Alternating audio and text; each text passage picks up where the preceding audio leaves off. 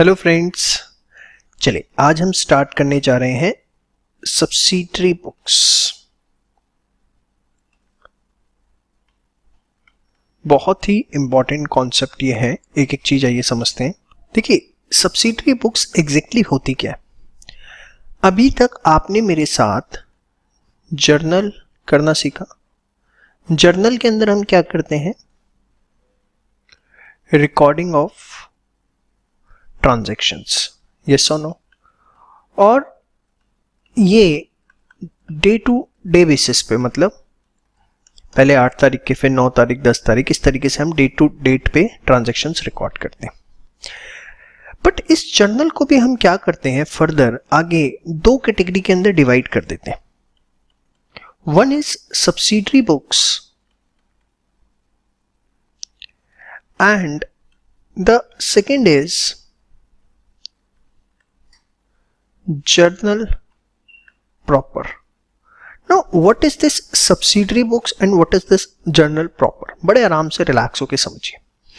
देखिए कोई भी बिजनेस के अंदर कुछ ऐसी ट्रांजैक्शंस होती हैं जो बहुत फ्रीक्वेंट नेचर की होती हैं। फ्रीक्वेंट नेचर की ट्रांजैक्शंस कौन सी होती हैं? अगर मैं आपको एग्जांपल दूं, फ्रीक्वेंट नेचर की जो ट्रांजैक्शंस होती हैं हमारी, like purchase of goods purchase करना, ठीक है, या गुड्स को सेल करना, कोई भी बिजनेस हो, या सेल परचेज ऑफ गुड्स तो बड़ा कॉमन चीज है उसके अंदर, ठीक है। इसके अलावा कैश की ट्रांजैक्शंस, ठीक है। तो मेन तो खैर ये तीन होती हैं, इसके अलावा भी अदर ट्रांजैक्शंस मैं बोल देता हूँ कुछ हो सकती हैं जिसकी फ्रीक्वेंसी जो है बहुत हाई होती है। और किसी भी बिजनेस में उठा लो, ये तीन जो मैंने आपको सबसे पहले बताई हैं, परचेज, सेल और कैश, सबसे ज्यादा फ्रीक्वेंसी इन तीन ट्रांजैक्शंस की होती है।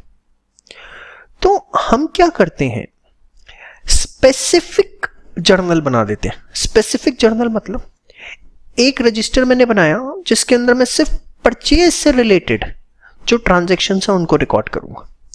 दूसरा रजिस्टर मैंने बना दिया जिसमें सिर्फ मैं सेल से रिलेटेड जितनी ट्रांजैक्शंस है वो रिकॉर्ड करूंगा। तीसरा मैंने बना दिया जिसमें कैश से रिलेटेड सारी ट्रांजैक्शंस रिकॉर्ड करूंगा। फोर्थ बना दिया जिसमें परचेज रिटर्न रिकॉर्ड करूंगा। फिफ्थ बना दिया जिसमें सेल्स रिटर्न रिकॉर्ड करूंगा। सिक्स्थ बना दिया जिसमें बीआर, बिल्स रिसीवेबल, रिकॉर्ड करूंगा। तो 5-6 अलग अलग रजिस्टर बना दिए, वो स्पेसिफिक रजिस्टर्स है जिसके अंदर सिर्फ और सिर्फ उस हेड से रिलेटेड ट्रांजैक्शन को रिकॉर्ड करूंगा और किसी चीज की ट्रांजैक्शन वहां पे रिकॉर्ड नहीं की जाएगी। और उसके बाद क्या किया, एक कॉमन रजिस्टर बना दिया। 6 स्पेसिफिक रजिस्टर बना दिए जिसमें एक स्पेसिफिक ट्रांजैक्शन सब में अपनी अपनी रिकॉर्ड की जाएगी, और 7वां एक कॉमन रजिस्टर है। उन 6 के अलावा जो कोई ट्रांजैक्शन बची वो कॉमन रजिस्टर में मैंने रिकॉर्ड करनी शुरू कर दी। तो यहां पर मैंने क्या किया, वो जो 6 स्पेसिफिक जर्नल, जो 6 स्पेसिफिक रजिस्टर्स मैंने बनाए, उनको बोला जाएगा क्या, सब्सिडरी बुक्स। सब्सिडरी बुक्स क्या है? Subsidiary books are specific journal in which specific type of transactions are recorded। समझ में आए? अब ये सब्सिडरी बुक्स होती कौन कौन सी, अगर मैं इसके ऊपर बात करूं, देखिए सब्सिडरी बुक्स में सबसे पहले आती है हमारी कैश बुक। कैश बुक के अंदर सिर्फ और सिर्फ कैश ट्रांजैक्शंस को रिकॉर्ड किया जाता है। Only cash transactions are recorded. सिर्फ और सिर्फ कैश ट्रांजैक्शंस को रिकॉर्ड करने के लिए ये बनाई जाती है। कोई भी कैश की ट्रांजैक्शन है वो किसके अंदर आएगी, कैश बुक के अंदर, इंक्लूडिंग बैंक ऑल्सो, ठीक है।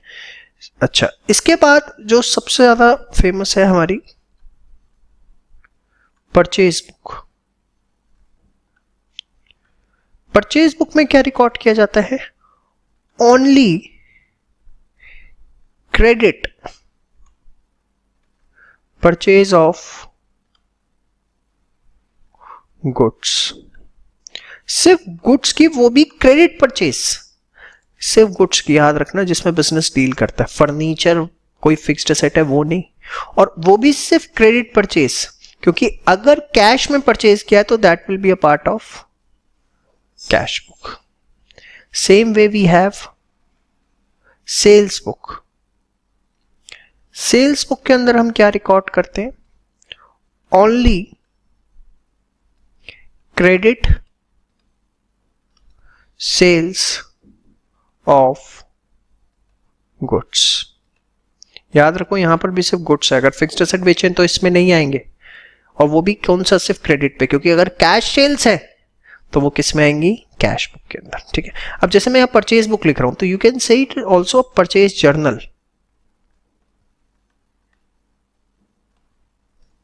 समझ में आई बात आपको? सेल्स बुक को you can say it's a sales journal, cash book is a cash journal. समझ में आई बात? चलिए इसके अलावा जो है वो भी अगले पेज पे लेते हैं। We have purchase return book, जिसमें परचेज, क्रेडिट परचेज रिटर्न जो है उनको रिकॉर्ड किया जाता है। Credit purchase return of goods जो है उसको रिकॉर्ड किया जाता है। Then we have sales return book, जिसके अंदर हम जो हमने क्रेडिट सेल्स करी थी अगर उसका रिटर्न आया है तो उसको रिकॉर्ड करते हैं। ये सारी सब्सिडी बुक्स है। इसमें मेन तो पहली 3 है, बट ये भी हमें कर लेनी चाहिए। बिल्स रिसीवेबल बुक, इसके अंदर ओनली बिल्स रिसीवेबल ड्रॉन, अगर बिल्स आपने ड्रॉ किए हैं जो भी वो रिकॉर्ड किए जाते हैं।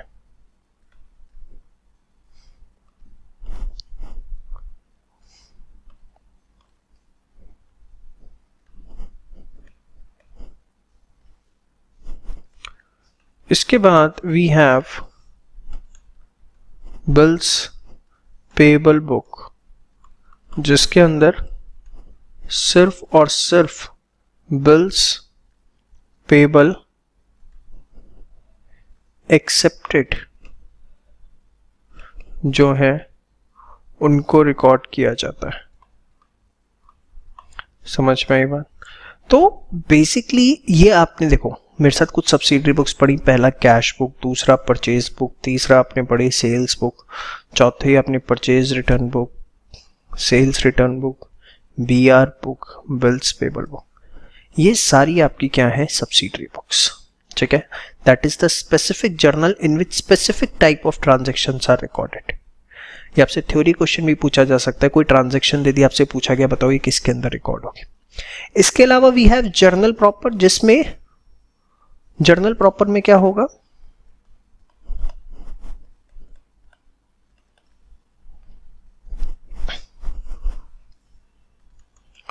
All other transactions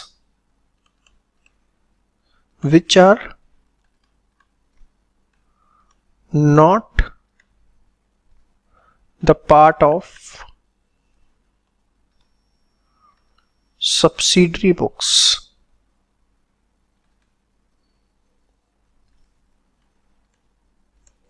are recorded। जैसे कि सर बताते हैं एग्जाम्पल, कोई बेड डेट्स हुआ, credit purchase of fixed assets हुआ,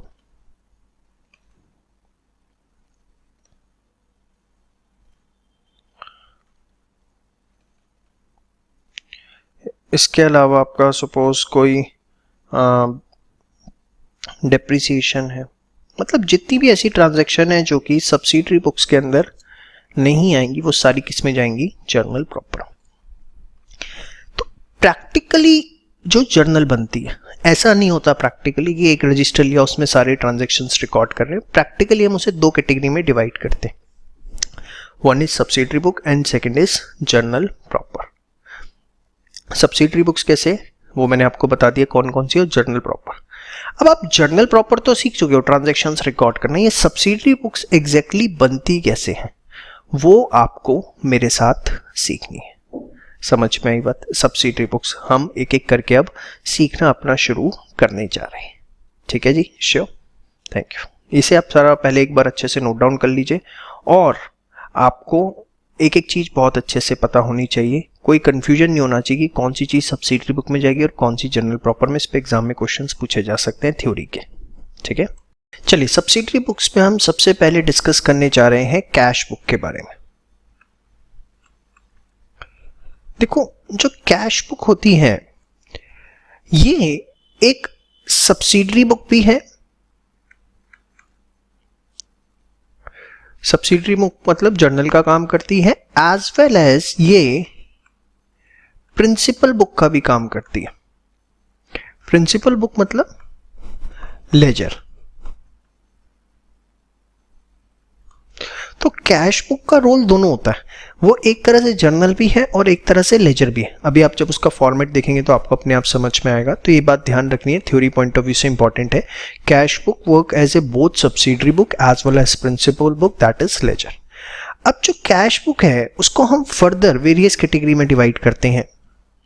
सबसे पहले सिंगल कॉलम कैश बुक।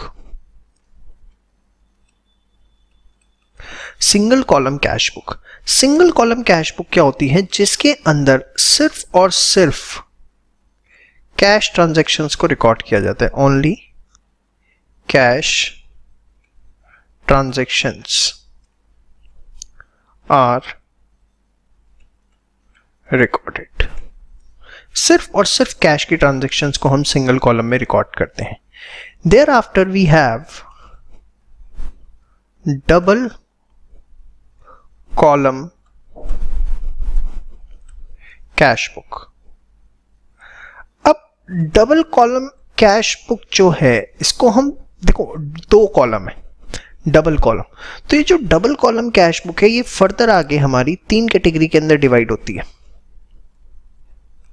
कि दो कॉलम कौन से हैं? जिसमें कैश एंड बैंक कॉलम है,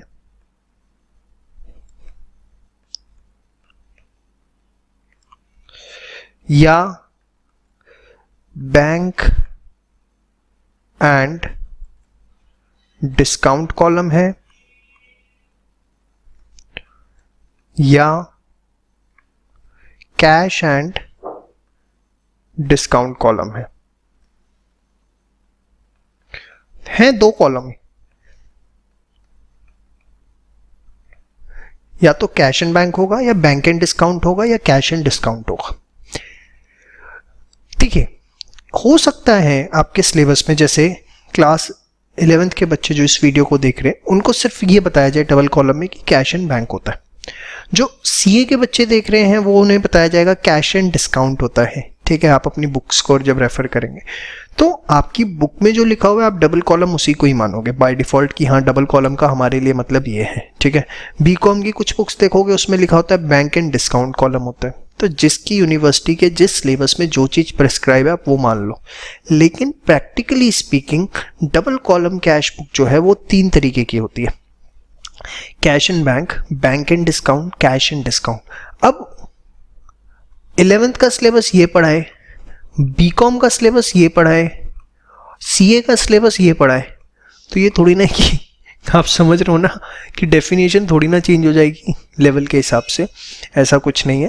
आप याद तीनों रखिए, अपनी नॉलेज के अंदर तीनों चीज़ें डाल के रखिए, बट मैंने बता दिया कि किस लेवल पे क्या चीज़ आपको देखने को मिलती है।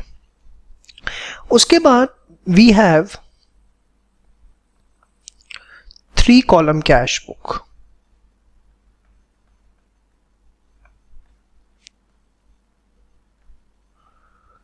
थ्री कॉलम कैश बुक के अंदर 3 कॉलम होते हैं, cash, bank and discount.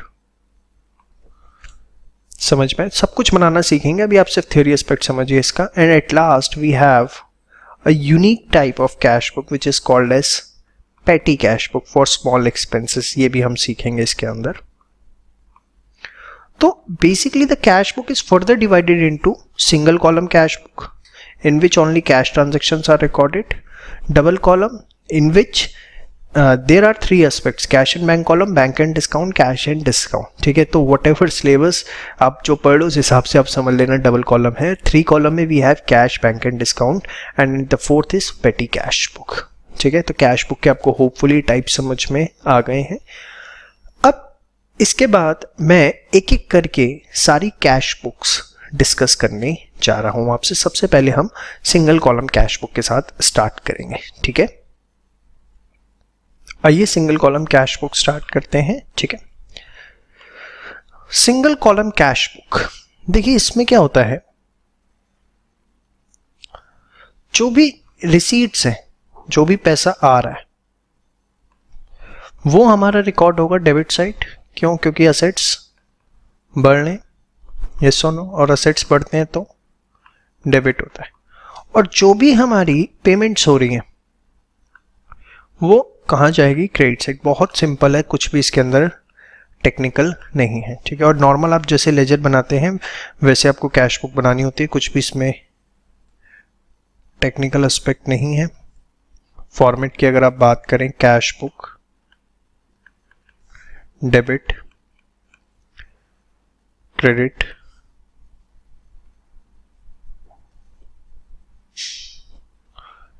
Date, particulars,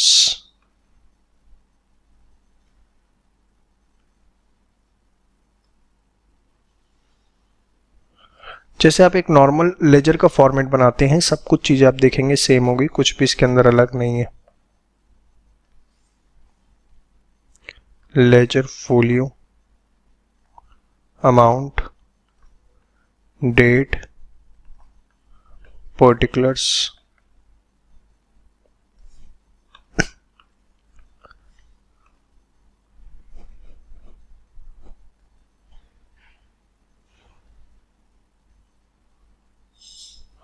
amount, ledger folio, normal एक आपका जो फॉर्मेट बनता है। समझ में आई बात? चलिए क्वेश्चन दे रहा हूँ, फटाफट उसे कर लीजिए, मोर देन सफिशिएंट होगा एक क्वेश्चन प्रैक्टिस करना इसमें। चलिए क्वेश्चन आपके सामने है, फटाफट इसे आप नोट डाउन करिए और इस क्वेश्चन को अपने आप करिए, उसके बाद सॉल्यूशन चेक करेंगे, ठीक है। तो होपफुली आपने क्वेश्चन कर लिया होगा। ये करते हैं, कैश बैलेंस एज ऑन 1 अप्रैल 2018 30,000। सबसे पहले ओपनिंग बैलेंस जो भी आपको गिवन है, असेट है, तो आप उसे लिखते हैं balance PT, opening balance brought down, ठीक है। कितना? 30,000। जो भी कि 1 अप्रैल को हमारे पास इतना कैश है, तो सबसे पहले उसे डेबिट साइड लिखेंगे बाय बैलेंस बीटी। फिर सोल्ड गुड्स फॉर कैश 20,000 पैसा आएगा। देखिए सीधे पैसा आएगा तो डेबिट, जाएगा तो क्रेडिट, इतना ध्यान रखना है। सोल्ड गुड्स फॉर कैश पैसा आएगा 3 अप्रैल, कैसे? सेल्स करी हमने, 2 बाय लिखने की जरूरत नहीं है, 20,000 रुपए, ठीक है। सैलरी पे करी, पैसा जाएगा 5 अप्रैल, सैलरी कितना? 5,000 रुपए, ठीक है। गुड्स परचेज्ड ऑन क्रेडिट, उधार पे गुड्स खरीदे, कैश की ट्रांजैक्शन ही नहीं है। अरे उधार पे खरीदे निकम्मो, कैश आया गया क्या? तो ये कैश बुक के अंदर रिकॉर्ड नहीं होगा। आंख बंद करके ये नहीं कि हर चीज कैश बुक में आएगी, कैश का आना या जाना है तभी कैश बुक के अंदर वो आएगा। Paid to creditor ₹9800 in full settlement. देखो फुल सेटलमेंट करी, हाफ सेटलमेंट करी, मुझे इससे मतलब नहीं है। पे कितना करा? 9800, मेरी जेब से 9800 गया। I will record it on 15 अप्रैल की हमने क्रेडिटर को पेमेंट करी। समझ में आई बात? Show additional capital introduce ₹30,000। 20 अप्रैल को एडिशनल कैपिटल मतलब पैसा आया कैपिटल अकाउंट, कितना? 30,000 रुपए, ठीक है। कैश डिपॉजिटेड इनटू बैंक, इससे देखो cash deposited into bank, cash आपका क्या हुआ? कम हो गया ना, बैंक बैलेंस बढ़ा, उसको छोड़ो, कैश क्या हुआ, कम हुआ। तो 25 अप्रैल बैंक अकाउंट कितना, 5000 रुपीज, कैश आपका कम हो गया क्योंकि बैंक में चला गया। That's it. फिर इसकी अब हम क्लोजिंग करेंगे,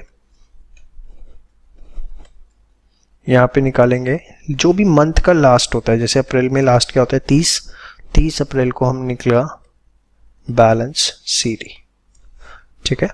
तो 30 और 20 50 और 30 80,000 और 55 यहाँ पे भी हमारा आएगा तो 80, बैलेंस निकाल लेते हैं कितना आ रहा है, ये आ रहा है 60,200। तो ये था आपका single column cash book. Hopefully आपको समझ में आया कि कैसे हमें करना है, और CD को आप बैलेंस PD लिखना ना भूलें, ठीक है। नेक्स्ट उसमें हम double column cash book discuss करने जा रहे हैं। Thank you. चलिए double column cash book start करें। जैसा कि मैंने आपको बताया था ये 3 तरह की होती है। 1 जिसमें कैश एंड बैंक ट्रांजेक्शन आ रही हैं, 2 जिसमें बैंक एंड डिस्काउंट, 3 जिसमें कैश एंड डिस्काउंट। आपके सिलेबस में कोई भी हो, आप ये वीडियो पूरी देखिएगा। Reason being 3 column cash book में तो तीनों चीजें आएंगी, वो तो आपको पढ़नी है। तो ये वीडियो आप पूरी देखिए, रिस्पेक्टिव ऑफ द फैक्ट कि सिलेबस में आपके कौन से कॉलम की, क्या डबल कॉलम में कौन सा पार्ट आपके सिलेबस में, लेकिन वीडियो पूरी देखिए। रीजन बीइंग 3 कॉलम में अगर कोई चीज आपने यहाँ सीखी भी है तो वो 3 कॉलम में इक्वली यूजफुल है। अगर आपने वीडियो पूरी नहीं देखी तो 3 कॉलम कैश बुक समझने में आपको दिक्कत आएगी। समझ में आई बात? चलिए, तो सबसे पहले डबल कॉलम कैश बुक में मैं बात करने जा रहा हूं टाइप 1, जिसमें हमारे पास होता है कैश एंड बैंक कॉलम।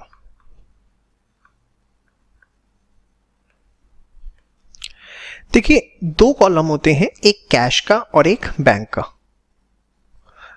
इसका जो आपका फॉर्मेट है वो सेम है एकदम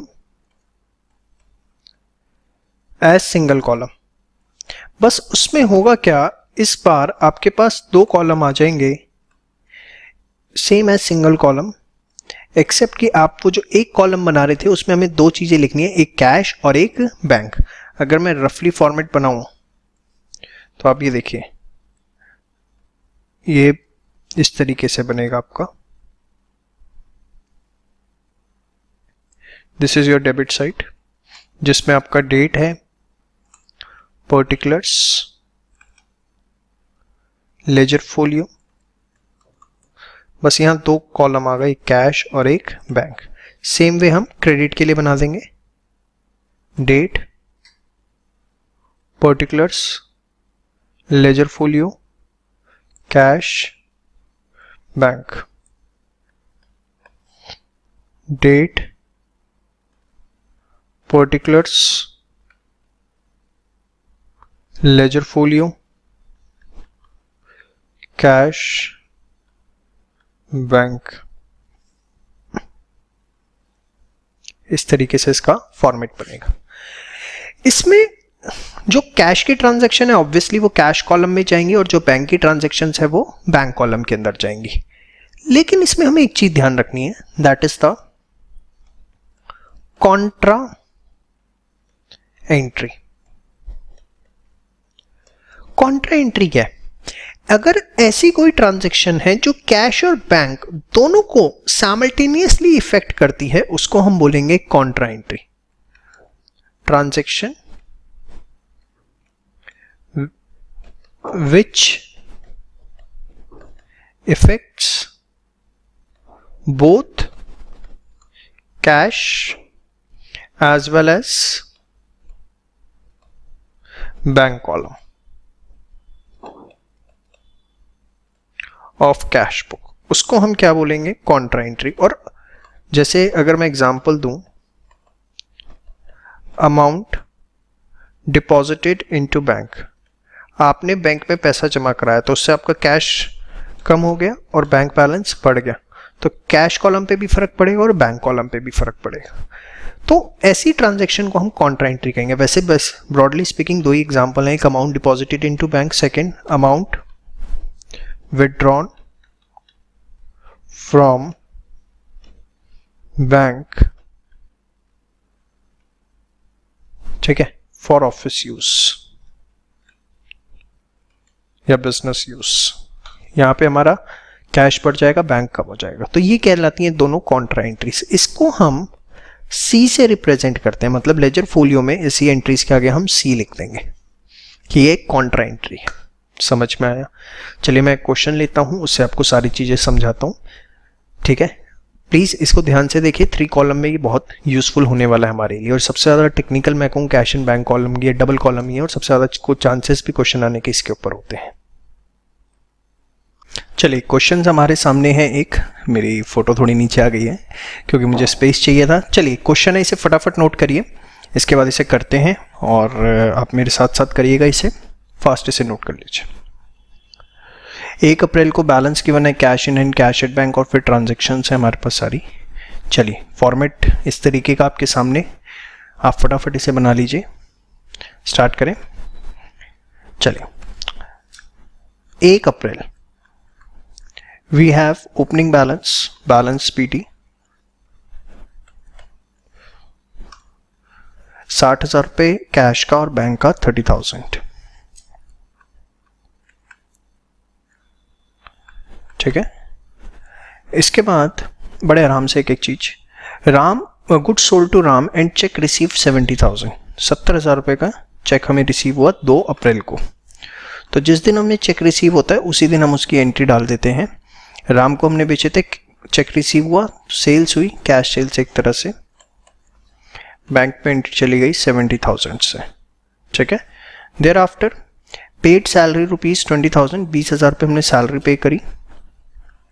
3 अप्रैल सैलरी पे करी, कैश में कितनी 20,000। कुछ नहीं लिखा हुआ तो हम कैश मानेंगे क्योंकि चेक के लिए उसने स्पेसिफिकली बताया हुआ है, यहाँ पे कुछ नहीं बोला तो हम इसे कैश मानेंगे 20,000। Thereafter paid rent by check 25,000, specifically बताया है चेक से, कब है डेट 5 अप्रैल, 5 अप्रैल रेंट अकाउंट, ठीक है। हमने चेक पे किया 25,000 रुपीज। Thereafter गुड्स परचेज ₹20,000, 8,000 रुपये बैंक से पे करे और बैलेंस हमने कैश में पे करा। तो परचेज अकाउंट, ठीक है, कैश में भी आएगा और बैंक में भी आएगा। और अगर आप देखें 8,000 रुपये हमने बैंक से पे करे हैं तो 12,000 रुपये इसका मतलब हमने कैश से पे करें, क्योंकि टोटल कितने का था 20,000 का 10 अप्रैल, ठीक है। इसके बाद 12 अप्रैल को अमाउंट डिपॉजिटेड इनटू बैंक कितना 5,000 रुपये, 5,000 रुपये बैंक में जमा कराए। तो अगर 5,000 रुपये बैंक में जमा करवाए तो बैंक बैलेंस बढ़ जाएगा, कैश अकाउंट बैंक बैलेंस बढ़ गया, और कैश बैलेंस जो है वो कम हो जाएगा। कैश कॉलम में लिख देंगे किसके नाम से, बैंक के नाम से। कैश कम हो गया, देखो जो चीज़ कम हो रही है वो क्रेडिट होती है, जो चीज़ बढ़ती है वो डेबिट। बैंक बढ़ रहा है वो डेबिट, कैश कम हो रहा है क्रेडिट। और यहाँ लिख दोगे आप सी, सी का मतलब कॉन्ट्रा एंट्री हुई है। मैंने आपको बताया था कि अगर कोई चीज़ दोनों साइड्स को इफेक्ट कर रही है तो हम उसे कॉन्ट्रा एंट्री बोलते हैं। 12 अप्रैल, ठीक है। There after amount withdrawn from bank for personal use 1,000 rupees, 1,000 रुपये हमने पर्सनल यूज़ के लिए निकाले। तो ये ड्राइंग्स है, कॉन्ट्रा एंट्री नहीं है, ये हमने अपने पर्सनल यूज़ के लिए निकाले हैं। कितने, बैंक से 1,000 रुपये, ठीक है।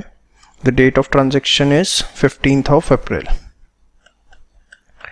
इसके बाद अगर आप देखें क्रेडिट परचेजेस हुई 30,000 रुपये की, तो इसकी हमें कोई एंट्री करने की ज़रूरत नहीं है, ना कैश में कोई फ़र्क पड़ेगा ना बैंक में, ठीक है।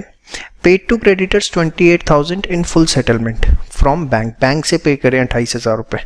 देखिए इससे हमारा बैंक बैलेंस जो है वो कम हो जाएगा, सिर्फ हमें इतना देखना है क्रेडिटर। डिस्काउंट कॉलम इसमें हम नहीं बना रहे, इसलिए हमें उसे कुछ देखने की ज़रूरत नहीं। जितना हमारा बैंक बैलेंस कम हो गया we have to focus on that only. 22 April. Thereafter cash sales हुई 30,000 रुपये की, ठीक है। तो सेल्स कैश में 30,000। देयर आफ्टर ये 25 अप्रैल था, अमाउंट डिपॉजिटेड इनटू बैंक है कितना, 50,000 रुपये। 50,000 रुपये बैंक में जमा करवाए तो बैंक बैलेंस बढ़ जाएगा, हाँ या ना, और कैश का बैलेंस 50,000 रुपये से कम हो जाएगा। इतना कैश है भी जो जमा करा दिया, चलो हो गई।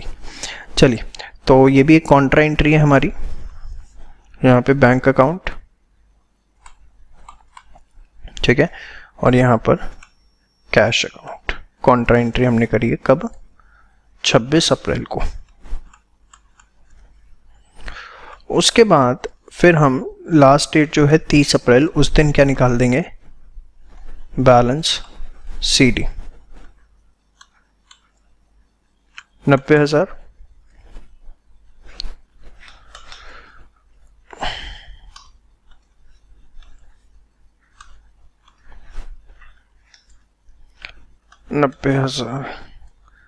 बैलेंस देखते हैं, तो ये हमारे बैलेंसेस जो हैं वो सारे के सारे आ गए। तो this was the double column cash book. जब हम कैश और बैंक कॉलम दोनों को लेते हैं, कॉन्ट्रा एंट्री कैसे रिकॉर्ड करनी है वो मैंने आपको बता दिया। अब मैं आपको डबल कॉलम कैश बुक बता रहा हूँ जिसमें हमारे पास कैश एंड डिस्काउंट कॉलम होगा, ठीक है। और जब हम दोनों सीख लेंगे तो 3 कॉलम कैश बुक हमारी बाय डिफॉल्ट हो जाएगी। देखिए, अब कैश एंड डिस्काउंट कॉलम जो होगा उसमें एक कॉलम बनेगा कैश का और दूसरा कॉलम बनेगा डिस्काउंट का, जबकि बैंक एंड डिस्काउंट में एक कॉलम बैंक का और डिस्काउंट का। फॉर्मेट सेम है, जैसे भी आपने डबल कॉलम कैश बुक देखी कैश एंड बैंक की, वहां पे इस केस में कैश एंड डिस्काउंट का बन जाएगा, इसमें बैंक एंड डिस्काउंट का। और सेम में एंट्रीज रिकॉर्ड करेंगे, कोई कॉन्ट्रा एंट्री का यहाँ पे कॉन्सेप्ट नहीं है, no concept of contra entry, ठीक है। तो अभी मैं आपके साथ एक क्वेश्चन ले रहा हूं कैश एंड डिस्काउंट कॉलम वाले कैश बुक पे, ठीक है। क्वेश्चन ले रहा हूं, उसका सॉल्यूशन भी सॉल्व करूंगा, जस्ट डिस्कस कर लेंगे हम उसे फटाफट, ठीक है। और सेम वे फिर बैंक एंड डिस्काउंट कॉलम की होगी जैसे कैश एंड डिस्काउंट की, ठीक है। बहुत क्विकली हम इसे करने जा रहे हैं क्योंकि इसमें कुछ ऐसा नया सीखने के लिए है नहीं। चलिए, क्वेश्चन आपके सामने एक रख दिया मैंने, फटाफट इसे नोट डाउन करिए और फॉर्मेट बना लीजिए जिसके अंदर हमें 2 कॉलम कैश बुक बनानी है। प्रिपेयर 2 कॉलम कैश बुक जिसमें हमें 2 कॉलम लेने हैं कैश एंड डिस्काउंट का। और ये आप हो गया तो आप समझिए अगले वाला अपने आप हो गया, बस कैश की जगह बैंक आएगा। ये क्वेश्चन प्लीज इग्नोर मत करिएगा, इंपॉर्टेंट है। स्टार्ट करें।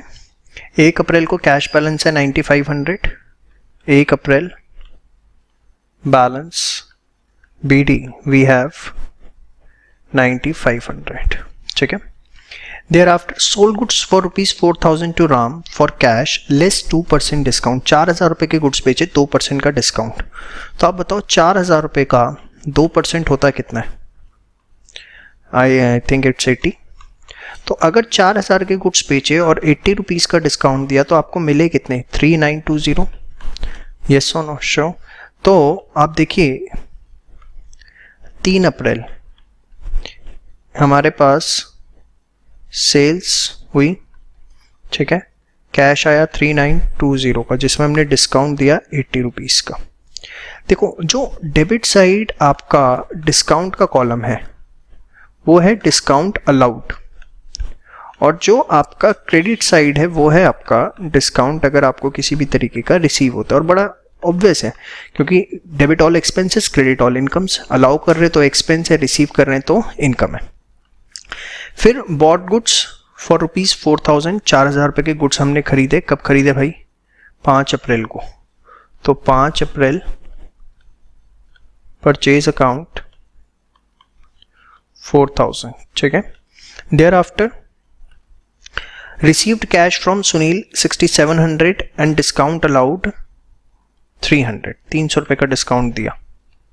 कैश कितना मिला? 6,700। किससे? सुनील से, ठीक है। डेट क्या थी? डेट है हमारे पास 7 अप्रैल। इसके बाद paid to Ram 4,800 and discount received 200 10 April. तो 10 अप्रैल राम को पे किया, कम हो गया, 4,800 पे किया, कैश कम हो गया, और 200 रुपये का डिस्काउंट रिसीव हुआ है तो वो क्रेडिट होगा। होपफुली आपको बातें समझ में आ रही हैं, कुछ भी इसमें टेक्निकल नहीं है। पेड वेजेस एंड रेंट 2000 1000 12 अप्रैल को, 12 अप्रैल, ठीक है। रेंट पे किया 12 अप्रैल, वेजेस पे की, ठीक है। कोई इसमें डिस्काउंट का चक्कर तो है नहीं। वेजेस 2000, रेंट 1000, ठीक है। इसके बाद ये लास्ट ट्रांजैक्शन थोड़ी अच्छी है। Received cash from Gopal after deduction 2% discount 4900, 2% discount काट के 4900 रुपीज रिसीव हुए। ध्यान से देखिए, इसको मैं थोड़ा समझाता हूं। Suppose x amount was receivable, हमें लेना कितना था, एक्स अमाउंट, ठीक है। तो बेटा हुआ क्या, एक्स अमाउंट में से 2% का डिस्काउंट कटा, 2% ऑफ एक्स, तो हमें 4900 रुपीज मिले। तो x माइनस 0.02, इसको सॉल्व करोगे तो इंटू एक्स 4900, ठीक है। तो दिस इज 0.98x 4900, तो x की वैल्यू आ गई 4900 डिवाइडेड बाय 0.98, तो x की वैल्यू कितनी आ गई 5000। तो जो अमाउंट रिसीवेबल था वो था कितना, 5000, 5000 वॉज रिसीवेबल। 5000 में से हमें मिला कितना, 4900। तो आप देखोगे डिस्काउंट जो है बेटा वो कितना आएगा, 100 रुपीज़ आएगा, यस और नो। या आप 5000 रुपये का सीधे 2% डिस्काउंट था वो निकाल सकते हो, वो भी कितना आएगा, 100, जैसे मर्जी आप कर लो, ठीक है। तो आप देखिए कैसे करेंगे हम यहाँ। 21 ऑफ अप्रैल रिसीव हुआ है, सॉरी 21 ऑफ अप्रैल किससे रिसीव हुआ है, गोपाल से। तो गोपाल 4900 कैश मिला और 200 रुपये का डिस्काउंट, ठीक है। तो देखा आपने, बहुत ही सिंपल, कुछ भी इसके अंदर नहीं है। अगला मैं करवाऊंगा नहीं आपको बैंक एंड डिस्काउंट वाला, क्योंकि उम्मीद करता हूँ आप खुद कर लेंगे, बस कैश की जगह बैंक आएगा। समझ में आया, यस और नो। चलिए अब इसको हम बैलेंस करते हैं। देखिए बैलेंस इसमें सिर्फ कैश का कॉलम होगा। 30 अप्रैल बैलेंस सीडी, डिस्काउंट के कॉलम का आप बैलेंस नहीं निकालोगे, सिर्फ कैश के कॉलम का बैलेंस निकालोगे। तो देखें कितना आता है, 9500 plus 3920 plus 6700 plus 1000 plus 2000 plus 4900, ये तो इधर आ रहे हैं 28020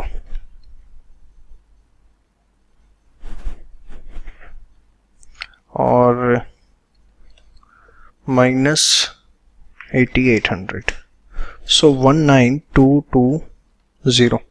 डिस्काउंट का जो कॉलम होता है बेटा उसका कभी भी टोटल, सिर्फ टोटल मारना है आपको, उसका कोई बैलेंस नहीं निकलता। समझ में आई बात। बेशक आप एक काम करो ज़्यादा अच्छी अंडरस्टैंडिंग के लिए, यहाँ जो डिस्काउंट है ना, इसको डिस्काउंट अलाउड लिखो, उसको डिस्काउंट रिसीव्ड लिखो। तो आपने सिर्फ टोटल लिखना है यहाँ पे 200 और यहाँ पर 300 200 580, ठीक है। डिस्काउंट के कॉलम में कभी भी बैलेंस सीडी नहीं निकलता, सिर्फ इतनी सी बात आपको ध्यान रखनी है, ठीक है। क्लियर है, श्योर। तो ये था हमारा double column cash book with cash and discount column. Same way bank and discount column में बस इतनी सी बात की डिस्काउंट का मैं बैलेंस सीडी नहीं निकालना। अब अभी तक हम single column and double column cash book समझ चुके हैं। डबल कॉलम में होपफुली आपने दोनों पार्ट्स देखे हों, और मैंने आपको कहा था वो देखनी जरूरी भी हैं, क्योंकि 3 कॉलम में तो हमें तीनों चीज़ें पढ़नी है। तो अगर प्लीज़ अगर आपने डबल कॉलम अभी पूरी नहीं देखी तो सबसे पहले आप उसे पूरा देखिए। चलिए कि जब आप बात करते हैं कैश बुक 3 कॉलम्स की, तो उसके अंदर बेसिकली हमारे पास 3 कॉलम आएंगे, एक कैश का, एक बैंक का, और तीसरा जो कॉलम आएगा वो कौन सा आएगा, डिस्काउंट का। देखिए कॉलम आगे पीछे बन सकते हैं, उसमें कोई दिक्कत नहीं है, आप पहले डिस्काउंट बनाओ, कैश बनाओ, बैंक, एज यू विश। और अगेन कैश एंड बैंक का बैलेंस सीडी निकलेगा, डिस्काउंट कॉलम का कोई बैलेंस सीडी नहीं निकलेगा, जैसा मैंने आपको बताया था। तो एक क्वेश्चन मैं सॉल्व सीधे ले रहा हूँ, कोई इसमें नई चीज़ मेरे पास बताने के लिए नहीं है। हमें तीनों की पोस्टिंग करनी आती है, कैश की भी, बैंक की भी और डिस्काउंट की। तो सीधे उस क्वेश्चन को देखते हैं, ठीक है। आप बेशक एक काम, इस क्वेश्चन को देख के आपकी जो भी कंसर्न बुक है उसमें से सीधे क्वेश्चन इसका सॉल्व कर सकते हैं। अगर आपने डबल कॉलम देख लिया तो 3 कॉलम में कुछ भी नहीं है, ठीक है। चलिए ये क्वेश्चन देखते हैं। Enter the following transactions in cash book with discount in bank columns. Cheques are first treated as cash receipt. एक क्वेश्चन में इंस्ट्रक्शन है कि अगर चेक्स आते हैं तो सबसे पहले आप उसे कैश रिसीट मानेंगे, फिर आप उसे बैंक में भेजेंगे। अदरवाइज होता ही है कि कैश आते ही हम उसे बैंक में डाल देते हैं। चलिए, Chandrika commences business with cash. आपने एक फॉर्मेट बना लीजिए, cash book, date, receipt, discount, cash, bank format है। अब देखिए, Chandrika business commences with cash 20,000, तो कैपिटल के नाम से कैश में हमने लिख दिया, देखिए कितना 20,000 रुपीज़, ठीक है। फिर he paid into current account, current account के अंदर 19,000 रुपये दिए, तो इट्स अ कॉन्ट्रा एंट्री। भाई करंट अकाउंट में दिए मतलब बैंक में जमा कराया 19,000 रुपये, तो आप देखिए बैंक पड़ गया, बैंक डेबिट हो रहा है कितने से, 19,000 से, जबकि कैश जो है वो 19,000 से क्रेडिट हो रहा है, और इसके लिए हमने कॉन्ट्रा एंट्री लिख दी, देख सकते हैं आप, समझ में आया। इसके बाद ही received cheque from Kirti and company on account 600 रुपये का, तो उसने हमें बोला था कि जो चेक्स मिलेंगे उसे आप पहले कैश रिसीट मानेंगे, ठीक है। तो कीर्ति एंड कंपनी से 600 रुपये मिले, तो कीर्ति एंड कंपनी आप देख सकते हैं 600 रुपये का हमने चेक लिया, ठीक है। ही pays into bank Kirti and bank company's cheque, जो कीर्ति एंड कंपनी का चेक है वो बैंक में पे किया, कितना 600 रुपये। तो उसके बाद हमने क्या किया, अभी हमने कैश माना था, उसके बाद हम इसकी, अब क्योंकि बैंक में चला गया तो कैश को कम कर देंगे और बैंक बढ़ा देंगे, ये हमारी क्या हो जाएगी, कॉन्ट्रा एंट्री। समझ में आई बात। देखो, एक क्वेश्चन में इंस्ट्रक्शन है ऐसा करने की, इसलिए हम मान रहे हैं, अदरवाइज चेक जैसे ही रिसीव हो आप उसे सीधे बैंक में ले सकते हैं, ठीक है। ये क्वेश्चन बहुत इंपॉर्टेंट है वैसे, इसलिए मैंने सीधे ये लिया है, थोड़ा technical. He pays Ratan and company by cheque and discount allowed 330, 330 रुपये दिए चेक से, तो आप देखिए रतन एंड कंपनी 330 रुपये बैंक से दिए, डिस्काउंट मिला हमें कितना, 20 रुपये। Tripathi and company page into bank account 475 आए हमें त्रिपाठी एंड कंपनी से, आप देख सकते हैं बैंक में हमने उसकी एंट्री पोस्ट कर दी।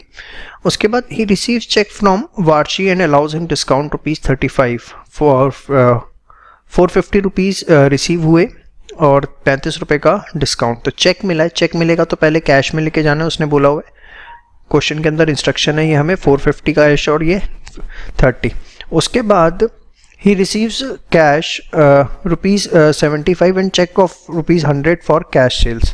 तो ये जो चेक मिला है इसको भी हम क्या करेंगे, कैश मानेंगे, तो एक 75 का मिला और एक 100 का मिला, टोटल 175 हमने यहाँ पर लिख दिया, ठीक है।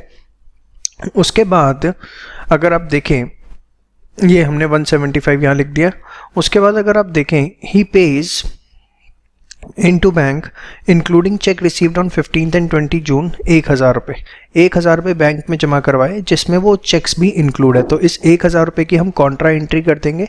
आप देखिए बैंक यहाँ पर बढ़ गया और यहाँ पर हमारा कैश कम हो गया। ये जो चेक हमें मिले थे यहाँ पर एक 100 रुपीज़ का और एक ये 450 का, ये भी इस 1000 में इंक्लूड है, उसने साफ लिखा है इंक्लूडिंग चेक्स। समझ में आई बात, श्योर। नेक्स्ट है ही page by check for cash purchase 275, तो आप देख सकते हैं 275 हमने क्या किया, by cheque, he page by check for cash purchases 275 rupees, ठीक है। तो अरे भाई ये एक मामला थोड़ा सा गड़बड़ हो गया, ये यहाँ पर बैंक में आएगा 275 क्योंकि हमने चेक उसके लिए दिया है। प्लीज़ ये थोड़ी सी गलती हो रखी है इस बुक के अंदर, इसको आप बैंक में लिखेंगे। ही page sundry expenses in cash 50 rupees, तो 50 रुपीज़ यहाँ पर आ गया। देखिए उसने बोला था cheque are first treat as cash receipt, cash payment के लिए नहीं बोला था, तो इसलिए मैं कह रहा हूँ ये एंट्री गलत है। यहाँ पर कैश परचेजेस के लिए अगर चेक से पे किया तो वो बैंक के अंदर पोस्टिंग आएगी, ये एंट्री जो है 275 की गलत हो रखी है, यहाँ बैंक में आएगा। इसके बाद आप बैलेंस शीट निकाल देंगे बैंक का एज वेल एज कैश का, जो भी आपका बैलेंस शीट आएगा, बट डिस्काउंट का हम बैलेंस शीट नहीं निकालते, हमको पता है, जैसा कि उसके इसमें हम क्या करेंगे, सिर्फ टोटल करके लिख देंगे। देखिए आपने डिस्काउंट का हमने सिर्फ टोटल करके यहाँ पर अलग अलग लिख दिया, सिर्फ बैलेंस हम इसका निकालेंगे। समझ में आई बात, श्योर। तो ये था हमारा 3 column cash book, quite easy, ठीक है, बट अ गुड क्वेश्चन, इसको आप जरूर प्रैक्टिस करें, मोर देन सफिशिएंट है। इसमें एक एरर है, मैं रिपीट कर दूं, ये 275 वाली बैंक सेक्शन में जाएगी, ठीक है।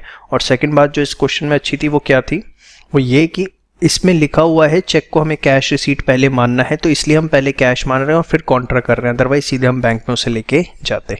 सो होपफुली बच्चों आपको ये 3 कॉलम कैश बुक समझ में है। अब नेक्स्ट हम करने जा रहे हैं अपनी last type of cash book, that is the पेटी कैश बुक। हेलो फ्रेंड्स, चलिए अब हम स्टार्ट करने जा रहे हैं अपनी लास्ट, दैट इज द पेटी कैश बुक।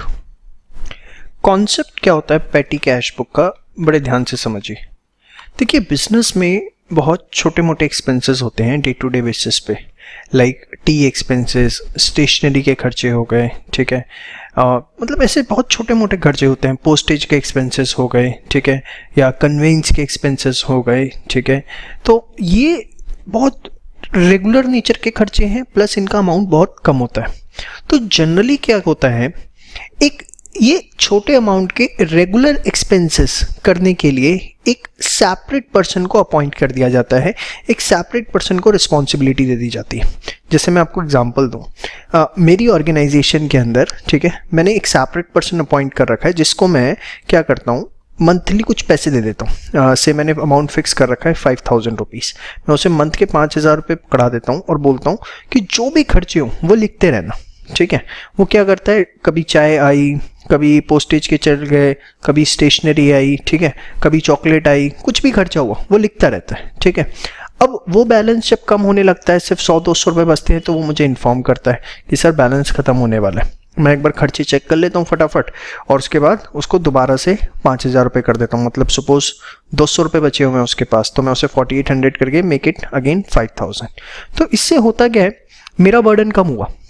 बर्डन कैसे, I have to focus on main expenses only, ठीक है, मेन चीज़ों को मुझे देखना, और जितने छोटे मोटे खर्चे हैं एक बार मैंने उसे अमाउंट पकड़ा दिया, वो अपना उसको लिखता रहेगा कहीं पर। एक दिन मैंने चेक कर लिया और उसे दोबारा से अमाउंट पकड़ा दिया। तो पेटी कैश बुक, जो मैंने 5000 रुपीज़ पकड़ाए और वो जो उन एक्सपेंसेस को रिकॉर्ड कर रहा है कि मेरे 10 रुपये इसमें लगे, 25 रुपये इसमें लगे, 50 रुपये इसमें लगे, वो जो रिकॉर्डिंग कर रहा है, that is what called as petty cash book. समझ में आया? 2 तरीके से बन सकती है, या पहले इसको मैं डेफिनेशन लिखूं। Cash book prepared to record sundry expenses of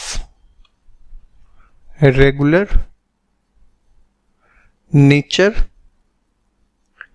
but of considerably low amount।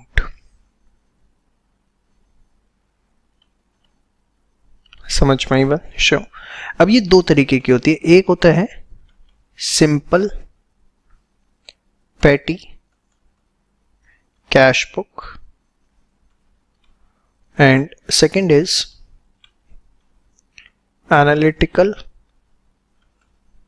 पेटी कैश बुक। बहुत सिंपल है दोनों चीजें, हम अभी देखेंगे। इसके अलावा वी हैव इम्प्रेसेट सिस्टम। इसके अंदर क्या होता है, a fixed amount is provided to a person out of which he or she incurs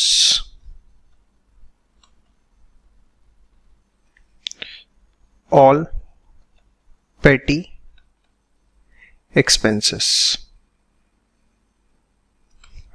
Once the amount is about to over again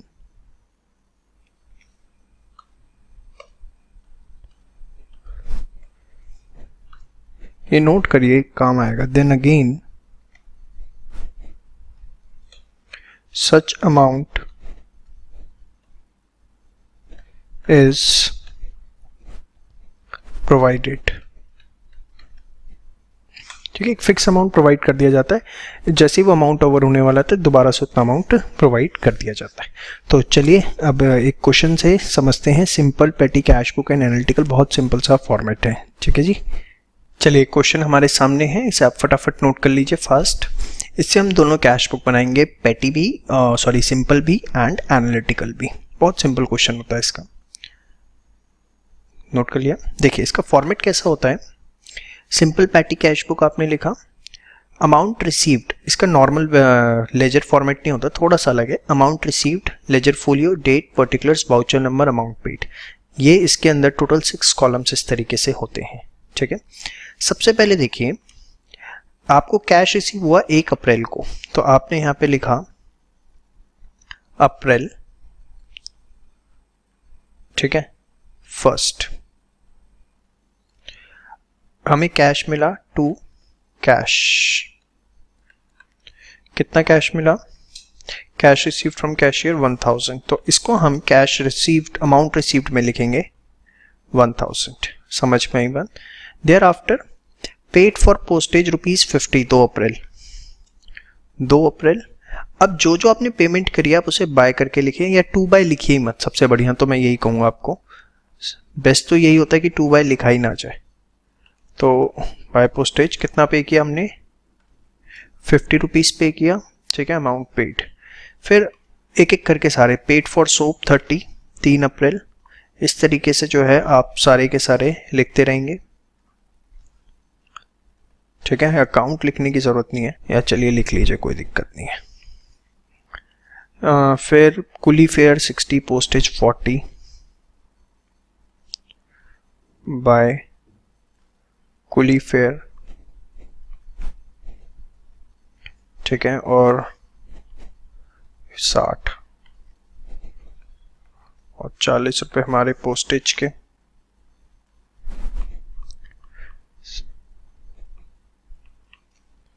इस तरीके से आप पेमेंट सारी रिकॉर्ड करते रहेंगे। स्टेशनरी के हमने पे किए 100, 10 अप्रैल को। आप देख सकते हैं कुछ भी इसके अंदर नहीं है, वेरी सिंपल, सेकंड क्लास के अंदर ही पढ़ा देना चाहिए तो हमें, बट हमारी किस्मत अच्छी, हम 11th में पढ़ रहे हैं। रिफ्रेशमेंट एक्सपेंसेस ₹50, या कुछ तो बच्चे से सीए में भी देख रहे हैं 12 अप्रैल, बाय रिफ्रेशमेंट,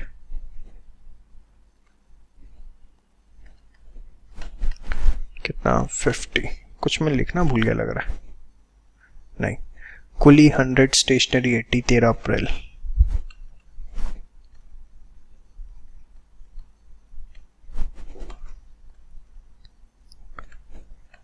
उसी दिन हमारा स्टेशनरी भी है।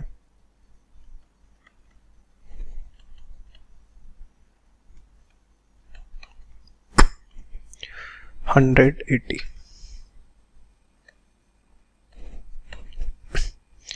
इसके बाद 15 अप्रैल को फोटोस्टेट चार्जेस और इट्स सोप 200, बाय फोटोस्टेट, कितना था, 200, और बाय सोप 50।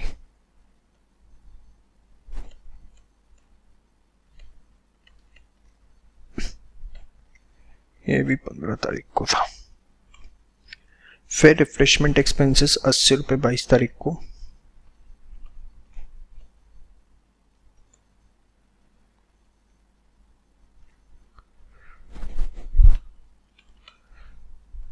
कितना, 80 रुपये। फिर फोटोस्टेट एक्सपेंसेस 100 रुपये।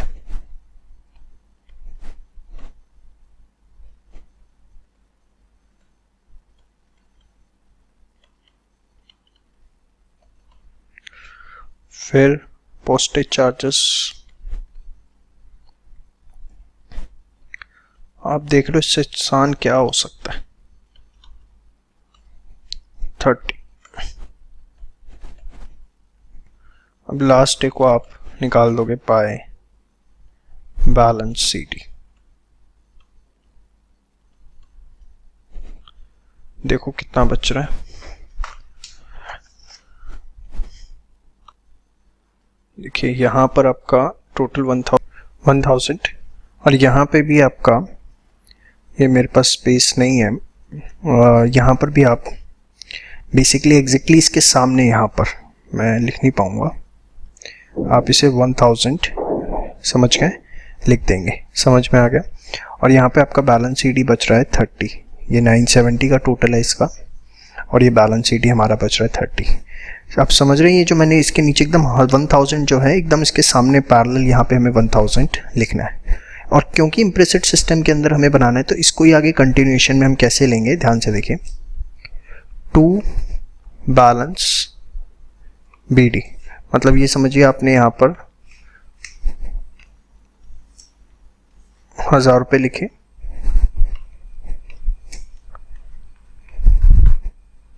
और ये आपने यहाँ क्लोज किया 1000 रुपये लिख के, ठीक है। तो टू बैलेंस BD कितना बचा हमारे पास, 30 रुपये। कब बचा ये, 1 फरवरी को, ठीक है। अब 1000 रुपये मिलते हैं कैशियर को, तो टू कैश अकाउंट 1 Feb, 1000 रुपये से टोटल अब बचे हुए 30 रुपये के बाद, तो उसके और कितने मिल जाएंगे, 970। तो ये है आपका इम्प्लिसिट सिस्टम जिसके हिसाब से आप प्रिपेयर करते हैं। समझ में आया? कुछ नहीं किया हमने, क्लोजिंग में यहाँ 1000 लिखा, इसके सामने 1000 बैलेंस शीट लिखा, ठीक है। और ये आपके पास 30 रुपीज़ BD आ गया, क्योंकि इम्प्लिसिट सिस्टम में क्या होता है कि जितना अमाउंट कम है उतना रिफिल कर दो, 970 हमने उसे और दे दिया, वो फेब के अपने ऐसे खर्चे करता रहेगा। तो ये था हमारा सिंपल पेटी कैश बुक। एनालिटिकल में कुछ नहीं होता, बेसिकली इसको थोड़ा सा और हम एनालाइज करके बना देते हैं, आगे कॉलम्स बनते चले जाते हैं। चलिए देखते हैं उसको भी, एक इसी क्वेश्चन को हम एनालिटिकल से करने की कोशिश करें। चलिए दोस्तों, एनालिटिकल कैश बुक आप समझ रहे हैं, वही क्वेश्चन मैं एनालिटिकल में कराने जा रहा हूँ आपको। सिंपल हमने भी लास्ट वीडियो में देख लिया था। एनालिटिकल का थोड़ा सा फॉर्मेट देखिए, एनालिटिकल पेटी कैश बुक, थोड़ा फॉर्मेट आपको देखने में। अमाउंट रिसीव्ड, इसमें आपको लेजर फोलियो नहीं बनाना, सीधे date, particulars, voucher number, amount, सब चीज़ें वही है। देखो यहाँ तक तो ये एकदम अमाउंट तक आप देखो सिंपल पेटी कैश बुक जैसा ही है। बाद में आपने एक बनाया एनालिसिस ऑफ पेमेंट्स। अब एनालिसिस ऑफ पेमेंट्स क्या है वो भी मैं आपको बताता हूँ, उससे पहले हम नॉर्मल क्वेश्चन स्टार्ट करते हैं। देखिए, रिसीव्ड कैश फ्रॉम कैशियर 1 अप्रैल को 1000 रुपये, ठीक है। तो आपने यहाँ पर लिखा अप्रैल 1, ठीक है। कैश रिसीव हुआ कैशियर से कितना, 1000 रुपये, ठीक है। नॉर्मल आपने लिखा। इसके बाद आप देखिए, पोस्टेज हमने पे करी 50 रुपये 2 अप्रैल को, ठीक है। तो 2 अप्रैल को बाय पोस्टेज हमने पे करी 50 रुपीज़। अब देखिए इसमें हमें क्या करना है, जो जो हम खर्चे हैं ना, जैसे पोस्टेज है उसका एक कॉलम बना लिया। आप देखेंगे अगर पूरे क्वेश्चन में, तो मैंने एक बार ब्रॉडली देख लिया कि एक खर्चा मेरा पोस्टेज है, एक सोप है, एक कुली फेयर है 3, फिर ये पोस्टेज रिपीट हो रहा है, चौथा स्टेशनरी है, 5वां रिफ्रेशमेंट है, और 6th जो है वो 6th जो है वो फोटोस्टेट है, ठीक है। तो ये 5-6 खर्चे हैं, तो आपको क्या करना है, सबका कॉलम बना लेना है, पोस्टेज, सोप, कुली, स्टेशनरी, रिफ्रेशमेंट, फोटोस्टेट। और जब आप अमाउंट यहाँ लिख रहे हो तो वही अमाउंट आपने पोस्टेज के अंदर भी लिख दिया। समझ में आई बात? अब जैसे नेक्स्ट था हमारा paid for soap 30 rupees 3 April को, 3 अप्रैल को paid for soap by soap, ठीक है, 30 रुपीज़ है, तो आपने वो सोप के अंदर भी लिख दिया 30।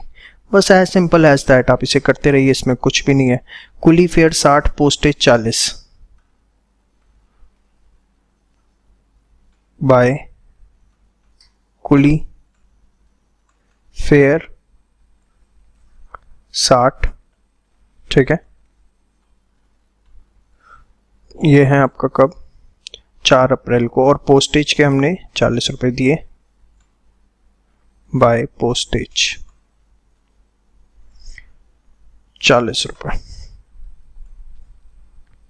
वो अब यहाँ पर हम दोबारा लिख देंगे 40। इससे एंड में हमें ये पता लगेगा कि हमने पोस्टेज के स्पेसिफिक कितने दिए, सोप के कितने दिए, कुली के कितने दिए, टोटल हमें उसका पता लग जाएगा। बस फ़ायदा ये है, समझ में आई बात। अब मैं थोड़ा सा इसे छोटा छोटा लिखना पड़ेगा, आप इसे एक बार बनाइए ज़रा, अपने आप करिए कंटिन्यू। स्टेशनरी पे किया हमने 100 रुपीज़, स्टेशनरी 100 रुपीज़, ठीक है। तो ये आपका 100 रुपीज़ स्टेशनरी में आ जाएगा। ये डैश डैश डालना हो तो डाल दो, नहीं तो ज़रूरी भी नहीं है, ठीक है। इसके 10 अप्रैल को था ये। फिर 12 अप्रैल को रिफ्रेशमेंट पे किया 50 रुपये, बाय रिफ्रेशमेंट 50 रुपये हमने पे किए। तो रिफ्रेशमेंट के कॉलम में 50 रुपीज़ जो है वो हम लिख देंगे, ठीक है। इसके बाद कुली को फिर 100 रुपये दिए 13 अप्रैल को, और स्टेशनरी के 80 रुपये दिए। कुली को 100 रुपये और स्टेशनरी के 80 रुपये। पहले मैं ये लिख दूं तो मैं यही भूल जाऊंगा, बाय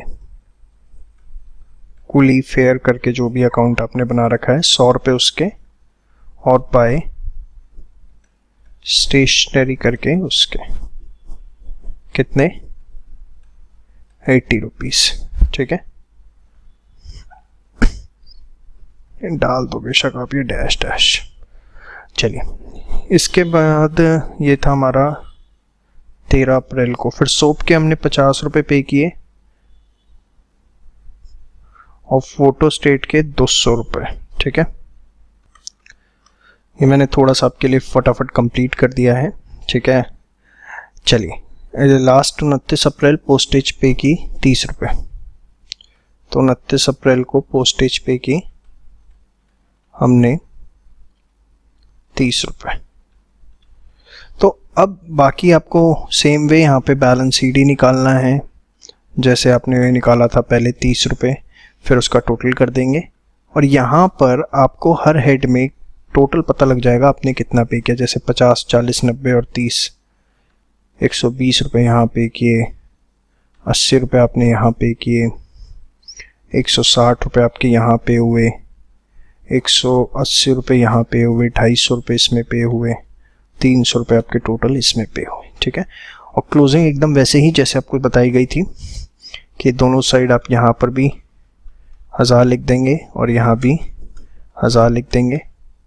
फिर जो आपका नेक्स्ट है मी टू बैलेंस, BD आपका आ जाएगा 30, और टू कैश अकाउंट आपके पास अमाउंट आपको रिसीव होगा 1 मई को 970 रुपये का जो है वो आपको अमाउंट रिसीव हो जाएगा।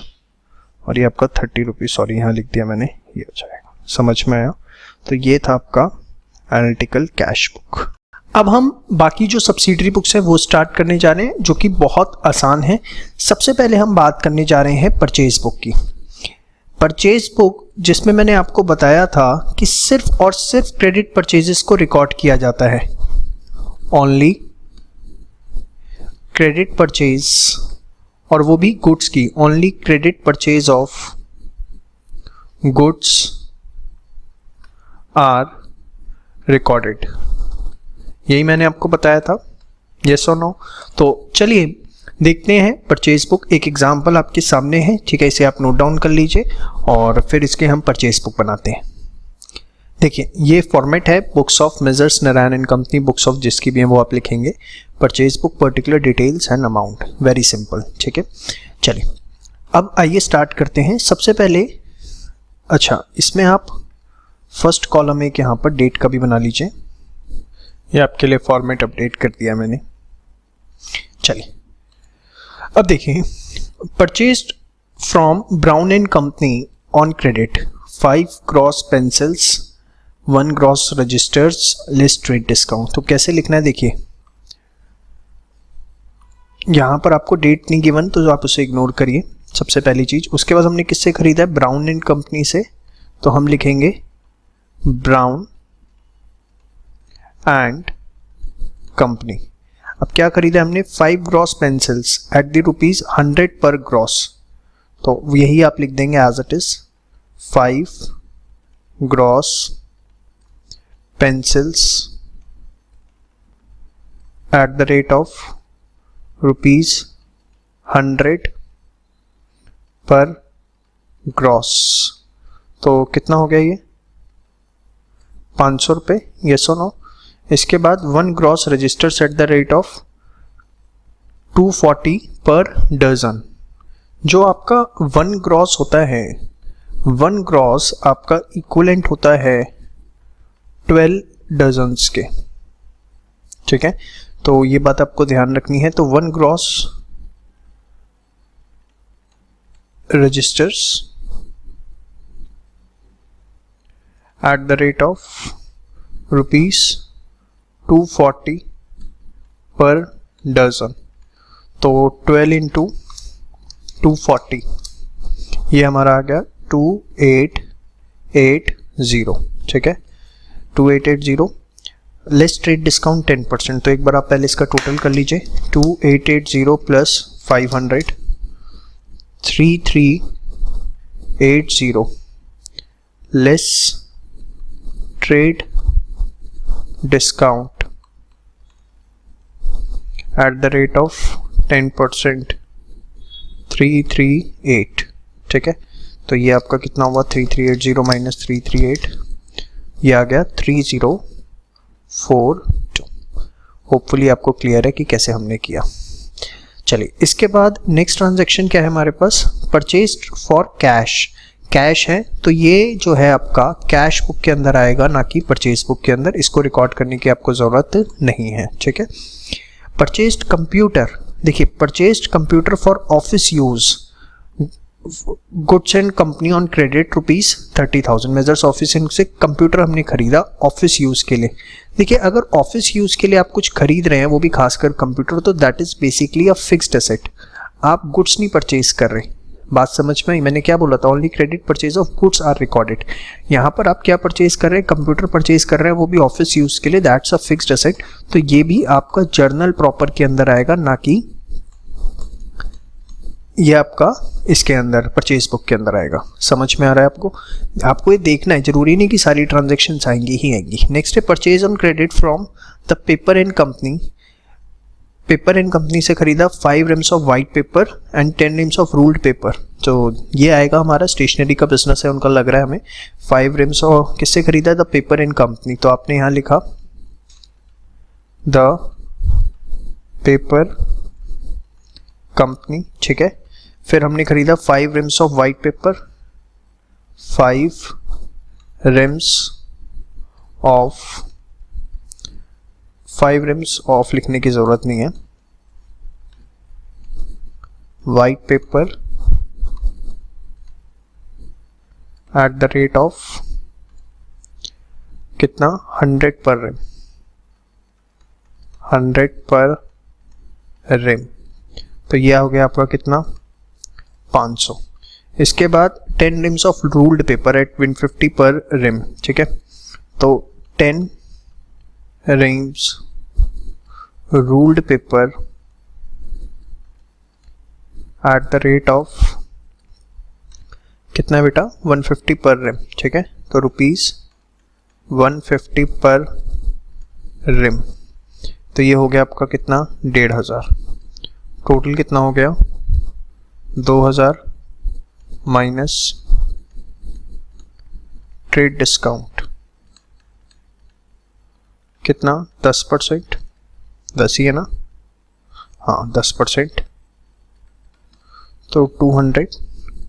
तो ये हमारा बचा कितना, 1800। बहुत सिंपल, कोई इसमें टेक्निकल नहीं है, ठीक है। बेशक आप एक काम कर सकते हैं, एक ट्रांजैक्शन के बाद यहाँ पर बीच में अगर चाहें तो बाइफरकेट ऐसे लाइन डाल दीजिए, ठीक है, ताकि आपको कन्फ्यूजन ना हो, और एग्ज़ाम में भी डाल देंगे तो कोई दिक्कत नहीं होगी, ठीक है। इसके बाद परचेज 1 डजन जेल पेन्स, किससे खरीदे, messrs Narayan and company.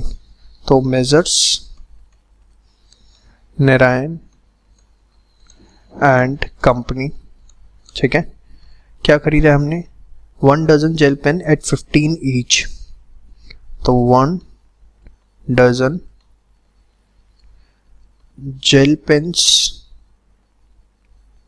Eight the rate of 15 each, 15 into 12 कितना हो गया, 180 रुपये, ठीक है।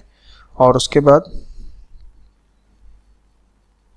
Sorry messrs Verma and brother से खरीदा, इनकी तो हम बुक्स बना लें, गलती कर दी, sorry messrs Verma and brothers से, ठीक है। और कोई डिस्काउंट वगैरह इसमें नहीं मिला, तो यही 180 आपका यहाँ पर आ जाएगा। अब आप टोटल कर दीजिए, 3042 प्लस 1800 प्लस 180, 5022, और ये जो भी आएगा ये हम ट्रांसफ़र कर देंगे परचेज अकाउंट के अंदर। परचेज अकाउंट जो है वो इतने से डेबिट हो जाएगा, 5022। तो this is the purchase book. Hopefully आप लोगों को ये समझ में आया कि हमें कैसे बनाना है, ठीक है। नोट करिए फास्ट से प्लीज़। चलिए अब मैं एक डिटेल्ड परचेज बुक आप लोगों के लिए लेने जा रहा हूँ, कंसिडर करिए इसे। पहले आप इसे अच्छे से समझ लीजिए, फिर नेक्स्ट क्वेश्चन पे आते हैं। ये देखिए नेक्स्ट क्वेश्चन नंबर 2 आप लोगों के लिए। देयर आर सर्टेन ट्रांजेक्शन्स, ठीक है, और हमें बनाना है परचेज बुक। और परचेज बुक के साथ साथ हम इसमें लेजर पोस्टिंग भी सीखेंगे। धीरे धीरे ये भी सीखना शुरू करें ताकि आगे हमें दिक्कत ना हो, ठीक है। चलिए, अप्रैल 4 purchase from Ajay enterprises, Ajay enterprise से खरीदा दिल्ली 100 डजन रेक्सोना हवाई चप्पल, मतलब चप्पलों का काम है इनका, 120 रुपये डजन के हिसाब से, और 200 डजन पल्की लेदर चप्पल 300 रुपये पर डजन से, जिसका ट्रेड डिस्काउंट है 10%, और इसमें फ्री चार्ज भी गिवन है आपको 150। अभी पिछले क्वेश्चन में ये गिवन नहीं था। तो जब इस तरह के क्वेश्चन अगर आपके पास आ जाए जिसमें फ्रेट भी आपके पास है, तो कुछ नहीं, थोड़ा सा डिटेल परचेज बुक बनानी है। कैसे बनानी है वो मैं आपको बताता हूँ। देखिए इस तरह का फॉर्मेट उसका होगा जिसमें आपके पास particulars, gross amount, trade discount, net price, freight, total amount, ऐसे आपको लेना है। ग्रॉस अमाउंट जो आप अभी क्या कर रहे थे ध्यान से देखिए, पिछले क्वेश्चन में जैसे आपने ये लिया 3380, तो this was the gross amount, ठीक है। फिर आपने क्या किया, उसमें से ट्रेड डिस्काउंट माइनस किया, तो जो आपके पास बचा that is for the net amount, यही बचा आपके पास, हाँ या ना, नेट अमाउंट आपके पास बचा। सेम वे बेटा आप यहाँ पर देखिए, यहाँ पर ग्रॉस अमाउंट ये है, ट्रेड डिस्काउंट नेट प्राइस, मतलब if this is B A, if this is B, so this is A minus B. समझ में आया? शो उसे हमने कॉलम्स में कर दिया है। और फिर इसको अगर मैं सी बोल देता हूँ सपोज, और ये डी मेरा फ्रेट है, तो ये जो है सी प्लस डी है। समझ में आया? अगर फ्रेट है तो आप इसे ऐसे करेंगे। अब देखिए अजय इंटरप्राइज से खरीदा हमने 100 डजन चप्पल 120 रुपये पर डजन से, कितना हो गया 12,000 रुपये, और 200 डजन पल्की लेदर चप्पल 300 रुपये के हिसाब से कितना हो गया 60,000। टोटल कितना हो गया 60 और 12 72,000 रुपीज़। येस और नो? श्योर। फिर लेस ट्रेड डिस्काउंट 10% कितना 7200, तो नेट अमाउंट कितना बचा 6400। देखिए चाहे तो आप इस कॉलम को अवॉइड भी कर सकते हैं, ये 3 कॉलम भी छोड़ सकते हैं, नेट प्राइस, फ्रेट और टोटल अमाउंट। उस केस के अंदर आप सारा इंटरनली निकाल के सीधे नेट अमाउंट लिख दीजिएगा। चाहे तो आप ये इंस्टेड ऑफ मेकिंग 3 कॉलम्स एक नेट प्राइस से भी कर सकते हैं, ऐसी कोई दिक्कत नहीं। उसमें फिर ट्रेड डिस्काउंट आपको इंटरनली निकालना पड़ेगा, ठीक है। फिर फ्रेट कितना बोला था उसने 150, तो दिस प्लस दिस आपका आ गया 64950। समझ में आ गई बात? श्योर। चलिए इसके बाद purchase from Balaji traders 50 dozen Max shoes ही खरीदे हैं 400 पर डजन। तो देखिए Balaji traders 50 dozen Max shoes at 400 कितना हो गया 20,000 रुपये, हाँ या ना। उसके बाद 100 पेयर स्पोर्ट शूज़ एट 140, तो 140 के हिसाब से 14,000, टोटल कितना हो गया 34, ठीक है। उसके बाद 10% नेट डिस्काउंट 3400, तो कितना हो गया 30,600। 200 फ्रेट पे किया तो कितना हो गया 30,800 रुपये। समझ में आया? श्योर। उसके बाद अप्रैल 28 को परचेज की त्रिपति इंडस्ट्रीज बहादुरगढ़ से 40 पेयर लेदर शूज़ 400 रुपये के हिसाब से, 40 पेयर 400 रुपये पर पेयर, तो 40 400 रुपये कितना हो गया 16,000। उसके बाद हमने 100 डजन रोजी हवाई चप्पल 180 रुपये पर डजन के हिसाब से, तो 100 डजन 180 के हिसाब से कितना हो गया 18,000। टोटल कितना हो गया 34,000। ट्रेड डिस्काउंट 10% माइनस किया तो आ गया आपके पास 30,600। अब यहाँ पे फ्रेट कितना पे किया हमने 100, तो ये 100 हो गया, तो हो गया 30,700 नेट अमाउंट जो आपने पे किया। अब ये डिटेल बनवाने के पीछे मकसद क्या था, मैंने आपको बोला था इसमें मैं आपको लेजर पोस्टिंग सिखाऊंगा। तो देखिए लेजर पोस्टिंग होती कैसे है वो मैं आपको इसमें बताता हूँ। सबसे पहले बेटा देखिए अजय इंटरप्राइजेस से हमने नेट अमाउंट जो है वो कितना देना है 64,950। यस और नो शो। तो आइए लेजर्स बनाते हैं। सबसे पहले Ajay enterprise account, debit credit, ठीक है, फॉर्मेट आप बना लीजिएगा। अप्रैल 4 है, क्रेडिटर है ये हमारे, तो अप्रैल 4। अब देखिए इसमें हमें इन्हें 64,800 तो एक देने हैं और 150 ये देने हैं। यस और नो शो। इसमें हम देखो बेटा दो अकाउंट बन रहे हैं। एक तो आपका ये नेट प्राइस जो है, आप जो नेट प्राइस देख रहे हैं, मैं इसे रब कर दूं सारा, ये जो आप नेट प्राइस देख रहे हैं, ये नेट प्राइस क्या रिप्रेजेंट कर रहा है कि आपने परचेज कितनी करी, परचेज अकाउंट, ठीक है। इसका जो भी टोटल है वो सारा का सारा हम परचेज अकाउंट में डालेंगे, जबकि फ्रेट जो है वो कौन से अकाउंट में जाएगा, अपना सेपरेट अकाउंट है उसका, फ्रेट अकाउंट, ठीक है। ये सारा जो टोटल आया फ्रेट में। तो अगर आप अजय इंटरप्राइज से परचेज करी भी है, आपने क्या एंट्री डाली होगी? अगर आप एंट्री के पॉइंट ऑफ व्यू से बात करते, दो आते ना, परचेज अकाउंट, डेबिट। थोड़ा एंट्री से आपको समझाना पड़ेगा, मुझे पता है, नहीं तो थोड़ी सी आपको दिक्कत आएगी। यही करते आप, हाँ या ना?